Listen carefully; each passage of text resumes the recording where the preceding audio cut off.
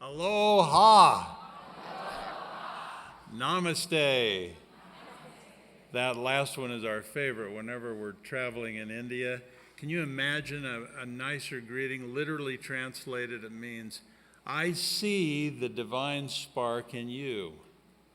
What a great way to greet someone. And we've seen that all week in all of you. It's been so beautiful. But let me ask you one thing before, I know Linda's about to tell my favorite story, but how many of you are parents? Let's just be sure we just have this enormous batch of parents. How many are grandparents? Wow. How many of you can remember what it was like when you had a 2-year-old? We call it the terrible twos at our house. We do. In fact, 2 was the hardest age for me, even worse than teenagers in most cases.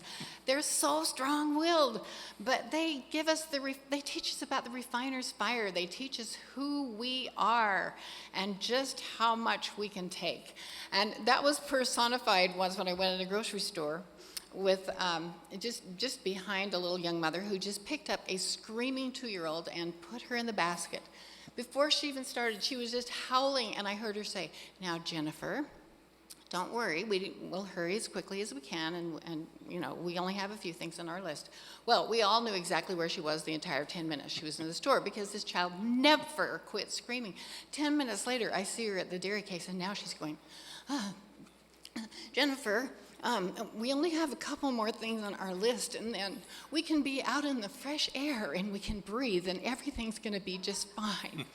And I just could not resist. I went out the door at the same time she did, and I grabbed her by the elbow and I said, I just have to tell you how much I admire you for the way you talk to your child under such pressure. And she looked a little confused, and then she said, oh, there's something you should know. I am Jennifer. Don't we all just talk our way through those hard times? And that made me think of another time. I was walking down a busy street in London, and up ahead of me was a dad who had a hold of a very small boy, and I couldn't hear their conversation, but every once in a while this little boy would just scream, but Dad, I did it. And then he'd go a little further, and the kid would say, but Dad, I did it. And so I like human drama, so I quickened my pace and got a little closer. And about the time I got up to him, this father picked up that little guy, held him at eye level, and said, you didn't do it. And set him back down, and there was total silence for a minute, and then this little boy said, then who did? Our children are just wonderful. They just say just the right thing at just the right moment. They fill our lives with joy. Their timing is so great. In fact, a little mother came up to me the other day and said, you have to hear what my 9-year-old said to me yesterday. She said, Mom, how hard is it to be a mom? And it just took my breath away. And before I even got a chance to say anything, she said, Mom, sometimes is it just so hard that you wish you were a dad? Oh, I'm not sure. We know where the buck stops. No offense to you men out there. Well, our mission today in our little bit of time really, I think, comes down to we want to talk about the joy of families.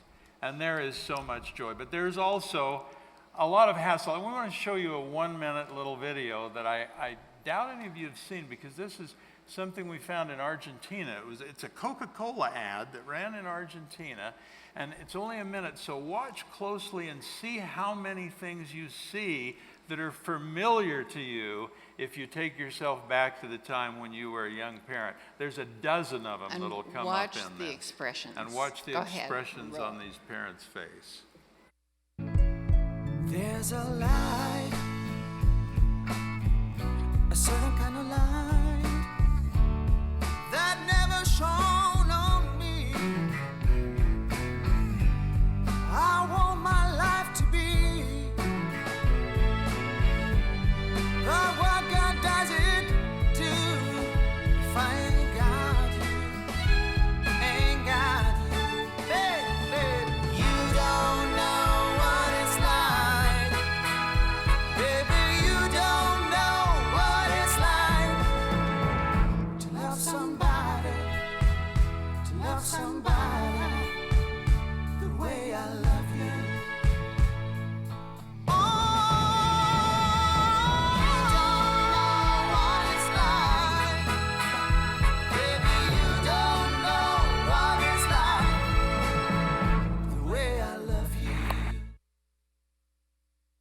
I totally love that guy. I've even got a name for him. I call him Alejandro because I love that guy. I love that. You think he's going to scream, and then he's just overjoyed. Isn't that how kids are? We're about to kill him, and then we want to just love him forever. Well, we want to start with a personal story, really, that really kind of maps the history of our history of families with society. What we thought we'd do is just over the last 40 years, as we've been speaking to parents and writing to parents, it's like our personal history of what we've had to do in our speaking and writing kind of maps what's happened to families over that period of time. Okay, so here's our story. Once upon a time, many years ago, our lives were just sailing along. I was a violinist and music teacher. Richard was a Harvard Business School trained management consultant with a strong interest in politics. We'd started our own family. Let me see if I've got that. Oh, and by the way, if you keep your family pictures long enough, they will turn bright yellow. We found that.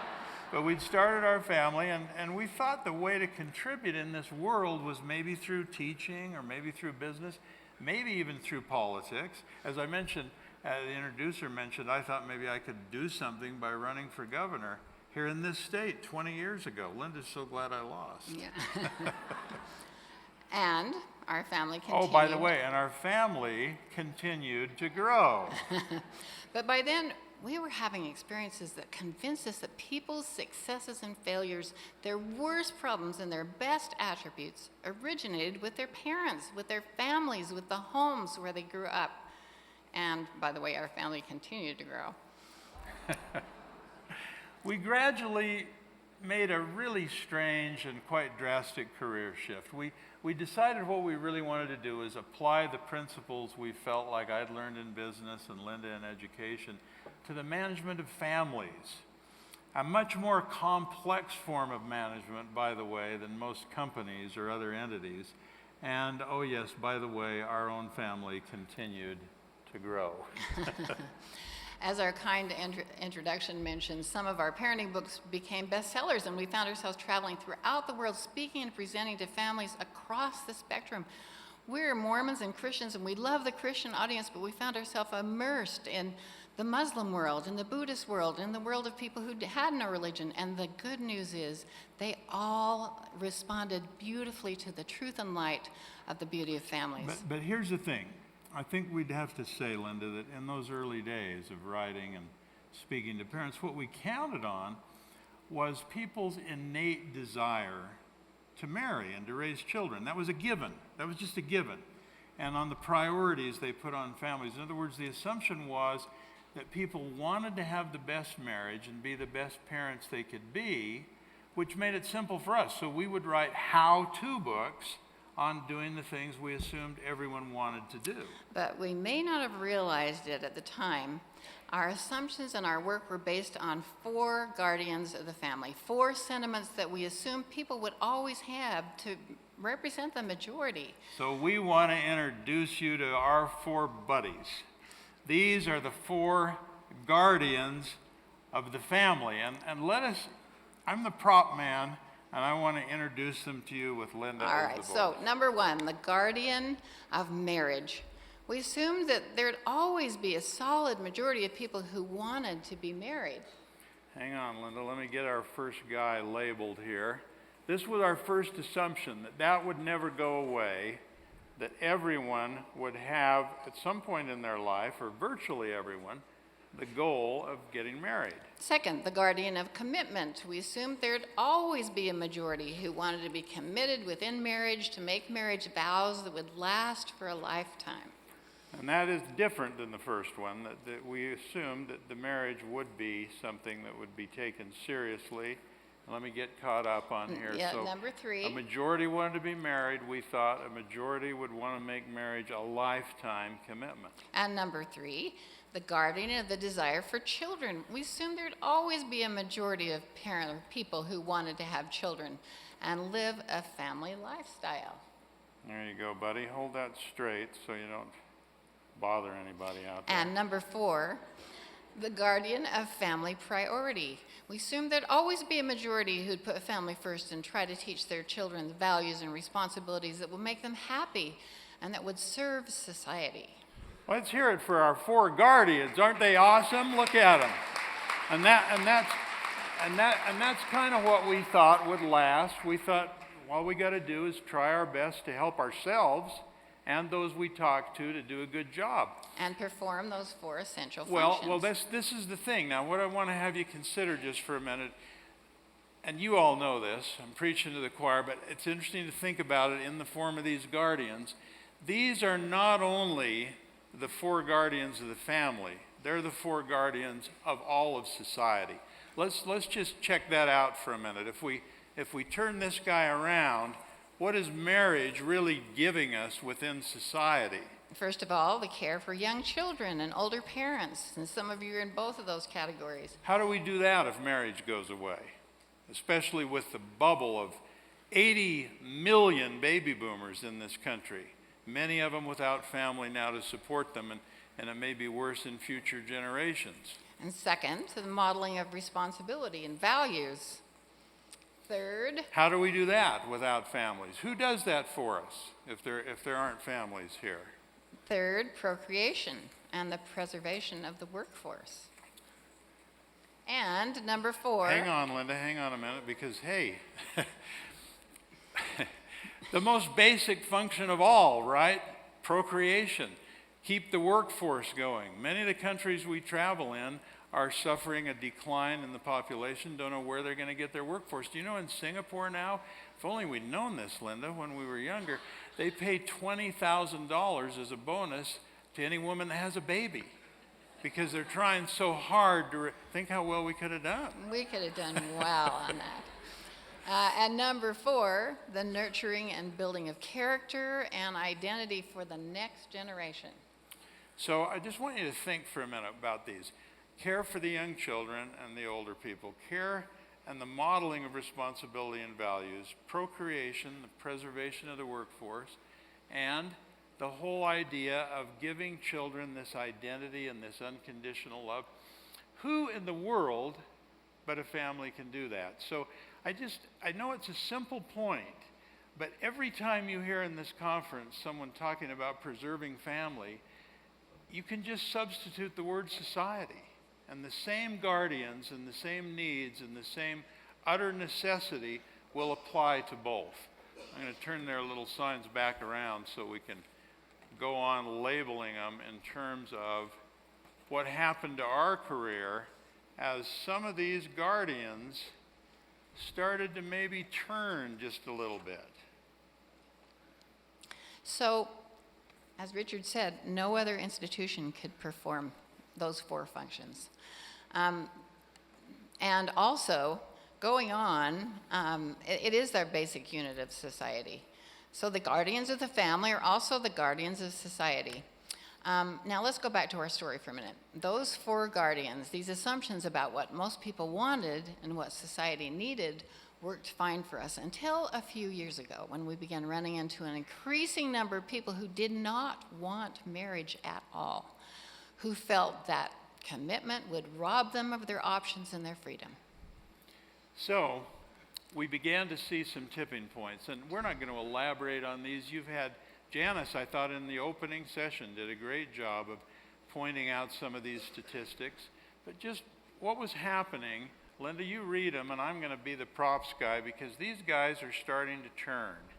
Unfortunately, they're starting to turn. So tipping point number 1, the goal of marriage tipped over. Number 2, for the first time in our history, a majority of adults in the U.S. are single. Only 25% of 20-somethings are married, compared with 70% of the age group that were married in 1960. That's pretty dramatic. In 1960, 70% of people who were in their 20s were married in this country, and now it's 25%. So that guy has turned his back to us pretty much. The next one, marriage. Oh, wait a minute. In many major worlds, a majority of households are occupied by one single individual. Incidentally, that's what scares us most of all. You see this trend. We used to all worry about too much divorce. Then we started worrying about people who were cohabitating, not getting married at all. Now it's progressed to stage 3 in so many parts of the world, particularly Europe, where chosen singleness and chosen childlessness is sort of the end result of this trend. I'm Swedish, and in Stockholm, 60% of all the legal domiciles, all the legal homes there, are occupied by a single person. And I think that's the ultimate destruction of the family, when people don't even bother to live together, let alone get married. And the next one, far more couples move in together in cohabitation than marriage. It's gone past the tipping point, more than 50%. That's number 2. Tipping point number 3. My guy was about to fall over, but I propped him up. Okay, good. Tipping point number 3, the natural desire to have children. Having a family is no longer the stated goal of the majority in many countries. In fact, majorities of women between 20 and 40 in Asian countries say they do not want to have children at all. We were in Japan last week, and a poll had been done, and this was between women from 20 to 40, prime childbearing years. How many children do you want? 4, 3, 2, 1, or none? And more than half checked the box of none. And that's what's happening in some parts of the world, and we're not too far behind. So we're turning on that one too. In the Western world, more children are now born out of wedlock than in. And this is the saddest one. 70% of African American children and 50% of Hispanic children in the U.S. are raised in a home without a father. Now, let's be really clear about something, and please take this in the spirit it's given. The problem we're talking about here is not about the 2 or 3% who practice gay marriage or who wish to practice gay marriage. The problem we're talking about here is among the other 97%, where there is this steady turning away from marriage and from full family commitment. So what do? How can we turn this back around? First of all, Linda and I think we don't just need a defense against what we perceive to be the wrong kinds of family, the wrong definition of families, or casual cohabitation. We need just as strong an offense that promotes the right kind of family and the joy and security of the traditional family. We need to get that message out. So Linda, let's switch right now, because I'm feeling a little gloom coming into the room. Let's switch from the negative to the positive, from the depressing defense to the optimistic offense. We need it, don't we? We need an offense that not only produces strong families, but holds them up as the happiest, as the most efficient and most meaningful ways to live. We need to win the hearts and minds of this millennial generation. We need to celebrate commitment, popularize parenting, validate values, and bolster balance. And you know, Richard, that kind of offense is beginning to happen. We're beginning to see an optimistic trend in many parts of the world. I couldn't believe how Alan Carlson resonated when he said these 50-year trends, and that we're maybe in the 45th year of a decline of families, and that it's bottoming out, turning around. We see that now. We're giving you our personal history. As we travel around, we're seeing dads that are more involved all over this world than any of their fathers were in history. It's fantastic. Yes, it's fabulous. And we're seeing, think about this. The word parenting is a big deal word all over the world. Our parents didn't even use that word. They did it, but they didn't use the word. Now it's like a skill or a science or an art form, and people are serious more than ever before about the kind of parents they are. They are. They're starting to figure out where the real fulfillment lies. And, it is amazing that it is turning around. You think sometimes, no, it's not going to, but then you see some really positive things. As New York Times columnist David Brooks says, whom we love, people are not better off when they're given maximum personal freedom to do what they want. They're better off when they're enshrouded in commitments that transcend personal choice, commitments to God, family, craft, and country. This is an illustration that Alan was right. This is David Brooks, a fairly liberal columnist in the New York Times, saying it's bottoming out. We're finding out by logic and by reason that family is the best way to live. Now, Part of the offense, folks, is conferences like this. It's the macro. It's the strategy of getting together and having coalitions of corporate and governmental and media and religious and educational sectors. And all of them, we find, as we travel around and talk to them, they're figuring out the obvious, which is their own survival as an institution depends on the survival of the family. And that makes them our advocates irrespective of their personal lives. But we need to remember that society will ultimately be saved on the micro level, one family at a time, one household upholding the values and performing the 4 essential functions, and then making that family-centric lifestyle contagious by talking it up, almost evangelizing it to our friends and neighbors, and particularly to young people growing up. So let us conclude by sharing some of the best practices that we find all over the world and that seem to be the same in families that are really working. These are things highly functional families seem to always do, irrespective of where they live, irrespective of their economic or demographic characteristics. They're the solid, predictable things that keep families together and make them last. There are just 4 of them. First, families, like any lasting institution, need a legal system. Good families everywhere need simple rules of behavior governing laws, and the best families keep those rules simple with clear consequences. The best parents want to teach their children obedience to laws or rules, not just obedience to them as parents. Number 2, good families, wherever they are, seem to have traditions. It's amazing. They have rituals. They have birthday traditions. They have holiday traditions. They have Sunday traditions. Maybe just a quick story is worth 1,000 words. When I was growing up, my birthday is in the fall. In fact, as a matter of fact, The fact is today is my October birthday. 28th. So I could not pass up telling this story. I'll really try to make it brief. But I said to the kids, what should be my birthday tradition? They all had one. Oh, Daddy, we should jump in leaves. It's autumn. We should bury each other. We should stuff them down each other's back. We should just have a great time. And I thought that was fine, but I thought it was a little childish. I thought this will die as they get older. Do kids let your family traditions die? It's amazing, isn't it?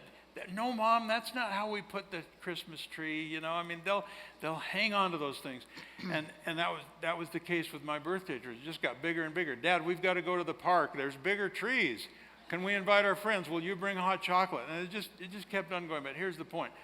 One year, my 2 oldest children left, and one went on a mission for the LDS Church to Bulgaria and worked in orphanages and so on. And the other one went away to college. And my birthday is approaching. I'm a little bit nostalgic. It's the first time I've had a birthday without my 2 oldest children. But the day of my birthday, I went to the mailbox, and there were 2 cards. Little envelopes. I couldn't wait to read what they'd sent to me, and I took them into my desk, and I opened the first one, and from the daughter. It wasn't a card, it was a leaf. And the leaf fell. I still have a hard time getting through this. The leaf fell on the desk, and it had a Post-it note on it, and on the Post-it note it said, Dear Dad, this is a Bulgarian leaf. The orphans help me honor your tradition. And then it said at the bottom, Dad, just because I'm far away, don't forget, I'm still part of our family. And in that instant, I realized the power of tradition and rituals. By the way, they hadn't talked to each other, but I opened the other one from Josh that he'd done in his hotel, in his dorm room at school, and another leaf fell out. No note on this one. This is a boy. The note just falls out. And I could see Josh thinking, oh, send out a leaf. He'll know exactly what it means. And so the difference between boys and girls. Well, getting back to script, I knew this guy would go hang on. off script. There it is. We're still doing it today, by the way. Oh, yep, there they are. There's a lot of people throwing leaves around the world. We have 3 in Europe right now. Anyway. Third, families, like any lasting institution, need a narrative and a sense of history. Research shows that the resilience of children is linked to how much they know about their ancestors, their grandparents, about their talents and accomplishments, but also about their trials and hardships, because it gives them an identity larger than themselves. When they go through hard times, they think, I can do that because my grandparents did. And fourth, and finally, families that seem to work have some kind of an economy. They have a way of sharing responsibility. The best parents we meet have learned that you give your children more by giving them less. They don't have handouts. They've figured out, and there's lots of different ways, but they give real responsibility. They give real chores. They teach kids how to work, and they give rewards in proportion to the performance.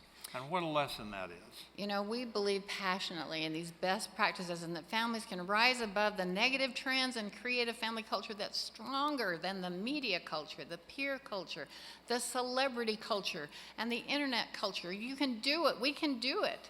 But 20 or 25 minutes, and we're just concluding, is not near long enough to really share this passion with you. And thank you for the introduction. We did arrange with our generous publisher to give you, I got a picture of it here, where is it? We've got 500 of these, and we're so excited to give them to you. And let me tell you the reason we're excited.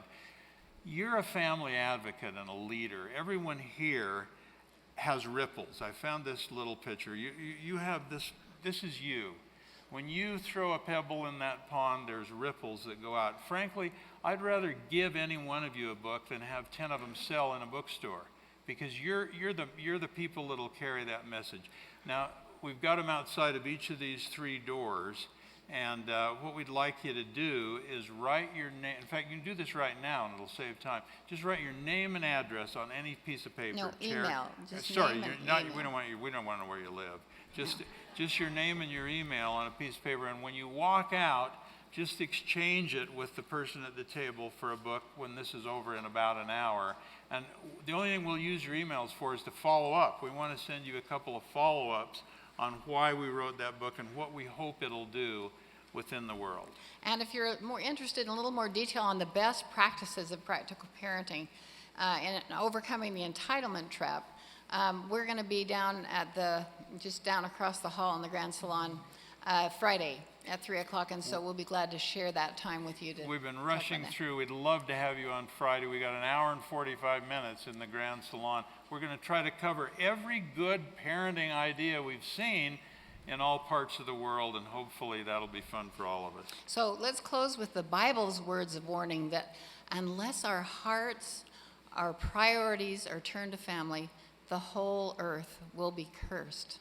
And that is serious business. And since we're meeting right here in Salt Lake City, it's appropriate to end with quotes from 2 presidents of the LDS Church, the Mormon Church, who may have summarized in 2 sentences everything we've tried to say today. First, President David O. McKay said, "No other success can compensate for failure in the home." And second, President Harold B. Lee said, "The most important work you will ever do will be within the walls of your own home." May we all understand that highest success, and may we all do that most important, and I might add most joyful work of all, the raising of our children. Thank you so very much. Thank you.